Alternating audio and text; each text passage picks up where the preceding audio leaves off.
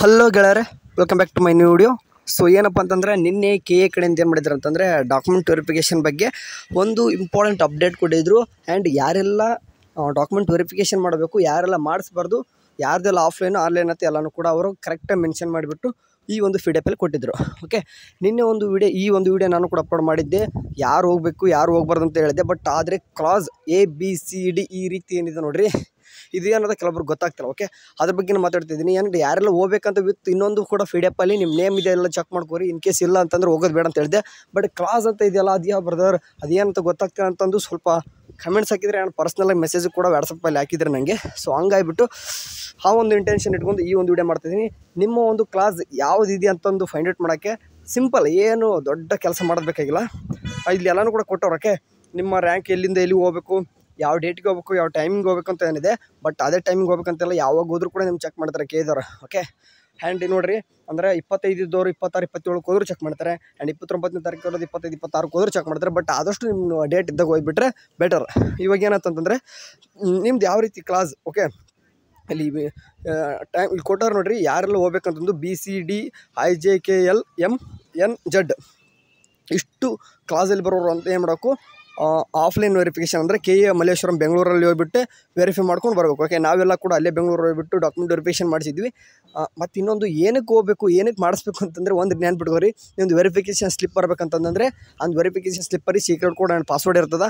ಅದು ಇಂಪಾರ್ಟೆಂಟ್. ಯಾಕಂತಂದರೆ ಅದೇ ಮೇನು, ಅದೇ ಇರಲಿಲ್ಲ ಅಂತಂದರೆ ನೀವು ಆಪ್ಷನ್ ಎಂಟ್ರಿ ಮಾಡೋಕ್ಕೆ ಬರಲ್ಲ. ಆ್ಯಂಡ್ ನಿಮ್ಮ ಕಾಲೇಜು ಕೂಡ ಯಾವುದೂ ಸಿಗಲ್ಲ. ಆಪ್ಷನ್ ಎಂಟ್ರಿ ಮಾಡ್ಬೇಕಂತಂದರೆ ಅದು ವೆರಿಫಿಕೇಷನ್ ಸ್ಲಿಪ್ ಬೇಕೇ ಬೇಕು. ಸೊ ಹಂಗಾಗಿ ವೆರಿಫಿಕೇಷನ್ ಆಗಲೇಬೇಕು ಎಲ್ಲರದು. ಸೊ ಹಂಗಾಗಿ ನೀವು ಯಾರೆಲ್ಲ ಹೋಗ್ಬಾರ್ದು ಅಂತಲೂ ಕೊಟ್ಟಾರೆ ನೋಡಿರಿ. ಯಾರೆಲ್ಲ ಕ್ಲಾಸ್ AEFG, ಓಕೆ, GHO ಅಂತ ಇದೆ, ಇಷ್ಟು ಕೂಡ ಯಾರು ಹೋಗ್ಬಾರ್ದಂತಿದೆ. ಬಟ್ ನಿಮ್ಮದು ಯಾವ ಕ್ಲಾಸ್ ಅಂತ ಫೈಂಡ್ ಔಟ್ ಮಾಡೋದು ಯಾವ ರೀತಿ ಅಂತಂದರೆ ಸಿಂಪಲಾಗಿ ನಾನು ಹೇಳ್ತೀನಿ. ಬೇಕಾದ್ರೆ ಇಲ್ಲೊಂದು ತೋರಿಸ್ತೀನಿ ನಿಮಗೆ. ಲೈಕ್ ಇಲ್ಲೊಂದು ತೋರಿಸ್ತಾ ಇದೆ ನೋಡಿ, ಇಲ್ಲೊಂದು ಇದೆ ನೋಡಿ. ಅಂದರೆ ನೀವು ಅಪ್ಲಿಕೇಶನ್ ಹಾಕಿರ್ತಾರೆ KCT ಅಪ್ಲಿಕೇಶನ್ ಹಾಕಿ ಒಂದು ಫಾರ್ಮ್ ತೊಗೊಂಬಂದಿರ್ತಾರಲ್ಲ, ಆ ಒಂದು 2 ಪೇಜಲ್ಲಿ ಹೋಗ್ರಿ. ಇಲ್ಲಿ ನಿಮ್ಗೆ ಕಾಣಿಸ್ತಿದೆ, ಬೇಕಾದ್ರೆ ನೋಡ್ತಿರ್ಬೋದು, ಕೋಟಾ ಕ್ಲೇಮ್ಡ್ ಅಥವಾ 60% ಕೊಡುತ್ತೆ. ನನಗೆ ಒಂದು ಸ್ಟೂಡೆಂಟ್ಸ್ ನಾನೇ ಹಾಕೊಂಡು, ಯಾಕಂತಂದರೆ ಹುಡುಗರು ಕನ್ಫ್ಯೂಸ್ ಆಗುತ್ತದೆ ಎಲ್ಲಿ ಸಿಗುತ್ತೆ ಅಂತಂದು ಗೊತ್ತಾಗಲಿ ಅಂತಂದು. ಇಲ್ಲಿ ನೋಡ್ತಾ ಇರ್ಬೋದು, ಬೇಕಾದ್ರೆ ಇಲ್ಲಿ ಮಾರ್ಕ್ ಮಾಡಿ ರೆಡ್ ಮಾರ್ಕ್ನಲ್ಲಿ ತೋರಿಸ್ತೀನಿ ನಿಮಗೆ. ಇಲ್ಲಿ ಕಾಣಿಸ್ತೆ ನೋಡಿ, ಇದೇನು ಕಾಣಿಸ್ತಿದೆ, ಸರಿ ಇಲ್ಲಿ ಕಾಣಿಸ್ತಿದೆ ನೋಡಿ. ಇಲ್ಲಿ ಏನು ಕಾಣಿಸ್ತಿದೆ ನೋಡಿ, ರೆಡ್ A ಕ್ಲಾಸ್ A ಅಂತ ಏನು ಕಾಣಿಸ್ತಿದೆ ನೋಡಿರಿ. ಈ ಕ್ಲಾಸ್ A ಅಂತ ನಿಮ್ಮದು ಕೂಡ ಇತ್ತಂತಂದರೆ ನೋ ನೀಡ್. ನೀವು ಏನಾದರೂ ಕ್ಲಾಸ್ A ಅಂತಂದರೆ ಇತ್ತಂದರೆ ನೀವು ವೆರಿಫಿಕೇಷನ್ ಮಾಡೋ ಅವಶ್ಯಕತೆ ಇಲ್ಲ. ಯಾಕಂತಂದರೆ ಹೇಳಿದ್ರವರು ಆಲ್ಮೋಸ್ಟ್ ಕ್ಲಾಸ್ Aದಲ್ಲಿ ಜಾಸ್ತಿ ಇರ್ತಾರೆ. ಸೊ ಹಾಗಾಗಿಬಿಟ್ಟು ಕ್ಲಾಸ್ Aದಲ್ಲಿ ಯಾರು ಇದ್ರೋ ಅವರು ನೀವು ಯಾವುದೇ ರೀತಿ ವೆರಿಫಿಕೇಷನ್ ಮಾಡೋ ಅವಶ್ಯಕತೆ ಇಲ್ಲ. ಯಾಕಂತಂದರೆ ಅವರೇ ನೀವು ಅಪ್ಲಿಕೇಶನ್ ಹಾಕುವಾಗ ಎಲ್ಲನೂ ಕೂಡ ಡಾಕ್ಯುಮೆಂಟ್ಸ್ ಅವರೇ ಏನು ಮಾಡಿದ್ದಾರೆ ಅಂತಂದರೆ ಸ್ಕ್ಯಾನ್ ಮಾಡಿಬಿಟ್ಟು ಅವರೇ BO ಆಫೀಸಿಗೆ ಕಳಿಸ್ತಾರೆ. ಆ BO ಆಫೀಸಲ್ಲಿ ನಿಮ್ಮದು ವೆರಿಫಿಕೇಷನ್ ಆಗಿಬಿಟ್ಟು ಏನಾಗುತ್ತೆ ಅಂತಂದರೆ ಒಂದು ವೆರಿಫಿಕೇಷನ್ ಸ್ಲಿಪ್ ಜನ್ರೇಟ್ ಆಗುತ್ತೆ. ಬಟ್ ಅದನ್ನು ಡೌನ್ ಮಾಡೋಕ್ಕೆ ಅವರು ಸಪ್ರೇಟಾಗಿ KEದಲ್ಲಿ ಏನು ಮಾಡ್ತಾರೆ ಅಂತಂದರೆ ಒಂದು ಲಿಂಕನ್ನು ಬಿಡ್ತಾರೆ. ಓಕೆ, ಅವ್ರು KEದಲ್ಲಿ ಇಲ್ಲಿ ಏನು ಕಾಣಿಸ್ತಿದೆ, ಈ ಒಂದು ವೆಬ್ಸೈಟಲ್ಲಿ ಏನಂತಂದರೆ ಒಂದು ನಿಮ್ಮ ಒಂದು ವೆರಿಫಿಕೇಷನ್ ಸ್ಲಿಪ್ನ ಡೌನ್ ಮಾಡೋದು ಒಂದು ಲಿಂಕ್ನ ಕಳಿಸ್ತಾರೆ. ಅಲ್ಲಿದ್ದ ಡೌನ್ ಮಾಡ್ಕೊಂಡು ಏನು ತುಂಬ ಸಿಂಪಲ್, ಒಂದು CT ನಂಬರ್ ಹಾಕಿಬಿಟ್ಟು ನೀವು ಓಪನ್ ಮಾಡ್ಕೊಂಡ್ರೆ ನಿಮ್ಮ ಒಂದು ಏನಾಗುತ್ತೆ ಓಪನ್ ಆಗುತ್ತೆ. ಆ ಸೀಕ್ರೆಟ್ ಕೋಡು ಮತ್ತು ಪಾಸ್ವರ್ಡ್ ಇಂಪಾರ್ಟೆಂಟ್ ವೆರಿಫಿಕೇಷನ್ ಸ್ಲಿಪ್ಪಲ್ಲಿ ಇರೋದು. ಅದು ಬಂದಾಗ ನಿಮ್ಗೆ ತಿಳಿಸ್ತೀನಿ. ಬಟ್ ಇವಾಗಂತೂ ಕ್ಲಾಸ್ A ಯಾರು ಕೂಡ ಮಾಡೋ ಅವಶ್ಯಕತೆ ಇಲ್ಲ.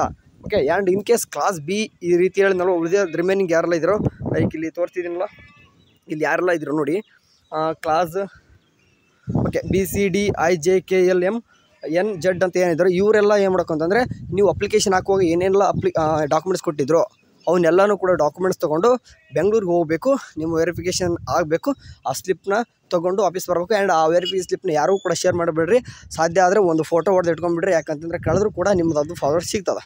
ಸರಿನಾ?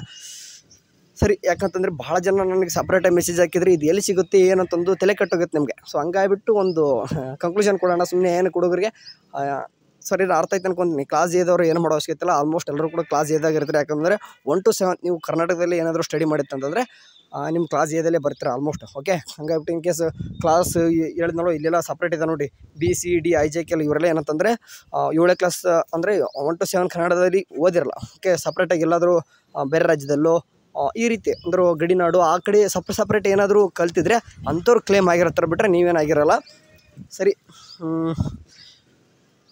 ಇನ್ನೂ ಕೂಡ ಗೊತ್ತಿಲ್ಲ ಅಂತಂದರೆ ನಾ ಹೇಳೋದಿಲ್ಲ, ಈ ಕ್ಲಾಸ್ Aದಲ್ಲಿ ಅಂತೂ ಇಲ್ಲಿ ಅಪ್ಲಿಕೇಶನೆಲ್ಲ ಅಂತೂ ಇತ್ತಂತಂದರೆ ನೀವಂತೂ ಏನೂ ಮಾಡೋ ಅವಶ್ಯಕತೆ ಇರಲ್ಲ. ಸಿಂಪಲ್ ಅವರು ಸ್ಲಿಪ್ ಒಂದು ಲಿಂಕ್ ಬರೋವರೆಗೂ ವೇಟ್ ಮಾಡಿರಿ. ಸರಿ, ಏನಾದರೂ KEದಿಂದ ಅಪ್ಡೇಟ್ ಬಂತಂದರೆ ನಮ್ಮ ಒಂದು ವಾಟ್ಸಪ್ ಗ್ರೂಪಲ್ಲಿ ಹಾಕ್ತಿರ್ತೀನಿ. ಸೊ ಹಂಗಾಗ್ಬಿಟ್ಟು WhatsApp group and Telegram group ಎರಡು ಕೂಡ ಜಾಯ್ನ್ ಆಗಿರಿ. ಯಾಕಂದರೆ ಇನ್ಮೇಲೆ ಈ ರೀತಿ ಅಪ್ಡೇಟ್ ಬರ್ತಾನೆ ಇರ್ತದೆ ದಿನ. ಅಲ್ಲಿವರೆಗೂ ಚಾನಲ್ ನೋಡ್ತೀರಿ. ಟೇಕ್ ಕೇರ್, ಬಾಯ್.